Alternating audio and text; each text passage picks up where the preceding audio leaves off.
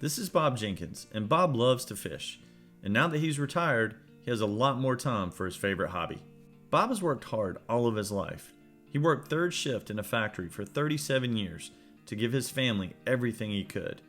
Many times, he worked overtime to save as much as he could in his nest egg.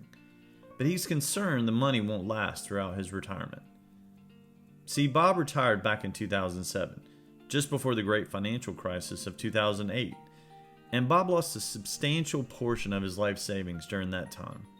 But luckily, Bob's been able to make it back. And now he realizes he needs guidance to manage his savings.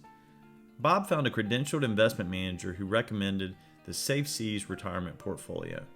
This strategy plays defense when the market risks are high, while investing in growth when market risks are low. This gives Bob peace of mind that he's participating when the markets are going higher, while protecting his savings when the risks are too high. If Bob's story reminds you of your own life or someone you know, please click the Learn More button and email me, Charles Freeman, about how you can invest in the Safe Seas retirement portfolio. Thank you so much for your consideration, and please stay safe.